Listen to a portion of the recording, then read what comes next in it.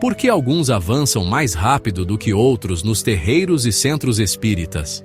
Dentro de um terreiro de Umbanda ou de um centro espírita, uma realidade se impõe desde os primeiros trabalhos. Embora todos estejam submetidos ao mesmo ritual, à mesma doutrina e muitas vezes as mesmas orientações espirituais, os processos de desenvolvimento mediúnico seguem ritmos profundamente diferentes. Alguns médiuns incorporam com rapidez, percebem com clareza e estabilizam sua sensibilidade em pouco tempo. Outros levam anos para alcançar o mesmo nível de segurança, e alguns nunca manifestam fenômenos ostensivos. Essa diferença não é erro do médium, falha da casa ou favoritismo espiritual. Ela revela algo mais profundo. O desenvolvimento mediúnico não é um processo técnico padronizável, mas um fenômeno de integração entre consciência, psique, corpo e ética. A maior distorção nos processos de desenvolvimento mediúnico é a expectativa de uniformidade. Casas espirituais oferecem métodos semelhantes porque precisam de organização, mas a consciência humana não evolui em série. Olha, o erro está em confundir processo coletivo com ritmo individual. O ritual prepara o campo, sabe? E a doutrina oferece linguagem simbólica. Mas veja bem, a assimilação depende da estrutura interna de cada médium. Um dos fatores mais determinantes no ritmo do desenvolvimento é o grau de dissociação psíquica do indivíduo. Médiuns que se desenvolvem mais rapidamente, em geral, apresentam uma menor fragmentação entre emoção, pensamento e corpo. Também costumam ter uma maior capacidade de entrega consciente e, além disso, demonstram menos medo do próprio mundo interno. Outra característica importante é a familiaridade prévia com estados alterados de consciência, o que facilita bastante o processo de desenvolvimento. Já aqueles que avançam mais lentamente costumam carregar um controle mental excessivo, medo de perda de identidade e, muitas vezes, traumas não elaborados, o que pode dificultar o progresso. Olha, a mediunidade não entra onde a psique se fecha por defesa.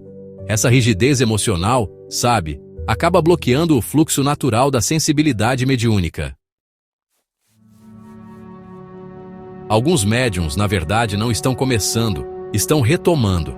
É como se estivessem continuando um caminho já iniciado em outros momentos, outras vidas. Quando existe uma memória consciencial ativa, não é como uma lembrança literal, mas sim como uma familiaridade interna. O desenvolvimento mediúnico, então, acontece como reconhecimento, não como aprendizado do zero, entende? Isso se manifesta como, olha só, facilidade de incorporação, sintonia rápida com a egrégora e também uma compreensão intuitiva dos rituais. Uma menor resistência corporal, sabe? Não é privilégio, é continuidade de função interrompida por ciclos históricos. Cada casa espiritual, veja bem, possui um campo vibratório próprio, sustentado por entidades, símbolos, ética e história. Olha, alguns médiuns acabam se desenvolvendo mais rápido porque já operam numa faixa vibratória compatível, sabe? Além disso, muitas vezes compartilham arquétipos internos semelhantes, o que facilita bastante o processo. Eles também reconhecem, de forma bem natural, a linguagem simbólica da casa, o que ajuda ainda mais nesse desenvolvimento. Agora, outros médiuns podem até ter uma sensibilidade real, mas acabam vibrando numa frequência um pouco diferente. Nesses casos, o desenvolvimento acontece de maneira mais lenta, não por falta de capacidade, mas sim porque é preciso um ajuste fino entre o campo individual e o coletivo. Forçar esse encaixe gera bloqueio ou desequilíbrio. Médiuns que avançam mais rápido raramente estão focados no fenômeno em si. Eles não buscam incorporar, ver ou ouvir, eles permitem o processo. Já aqueles que se cobram excessivamente ou se comparam aos outros tendem a criar tensão psíquica que impede a fluidez mediúnica.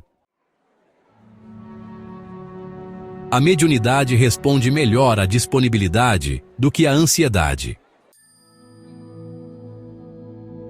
Pode parecer paradoxal, mas médiuns eticamente mais integrados tendem a estabilizar mais rápido, mesmo quando os fenômenos são discretos. Isso ocorre porque, olha só, há menos conflito interno, menos vaidade espiritual e um maior senso de responsabilidade. Com o tempo, vamos percebendo uma menor dependência de validação externa, sabe? Isso faz parte do amadurecimento espiritual. Olha, a espiritualidade não acelera processos onde a ética ainda não sustenta a sensibilidade. É fundamental que a base ética esteja firme antes de avançarmos. O corpo, na verdade, não é um obstáculo, mas sim um mediador. Ele tem um papel essencial no nosso desenvolvimento, mesmo que tudo aconteça de forma mais lenta do que gostaríamos. Olha, as diferenças no ritmo também passam por algumas questões importantes, como um sistema nervoso mais ou menos sensível à capacidade de relaxamento físico e, claro, o histórico de adoecimento psicossomático. A relação com a respiração e a presença corporal, sabe, também influencia bastante nesse processo. Corpos tensos acabam segurando a experiência, enquanto corpos mais disponíveis facilitam e muito a integração.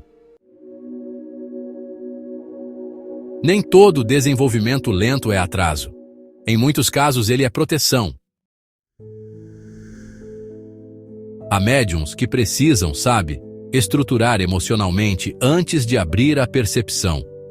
Outros precisam curar traumas antes de sustentar a incorporação. E ainda tem aqueles que precisam desenvolver discernimento antes de acessar conteúdos sutis. A espiritualidade não ignora a psique, ela a respeita. Comparar ritmos mediúnicos é uma das formas mais sutis de desestabilização espiritual. Cada médium responde a um conjunto único de fatores: história consciencial, estrutura emocional, corpo físico, egrégora da casa e momento de vida. O que para um é fluidez, para outro seria sobrecarga. Desenvolver mediunidade não é incorporar mais rápido, nem sentir mais forte. É, na verdade, integrar melhor. O médium realmente desenvolvido é aquele que mantém equilíbrio fora do terreiro, não depende do fenômeno para se validar, sustenta ética, discernimento e humildade e consegue dizer não quando necessário. A velocidade do desenvolvimento é, sinceramente, secundária. A qualidade da integração é o que permanece. No fim das contas, a espiritualidade não pergunta quem chegou primeiro, mas quem chegou inteiro.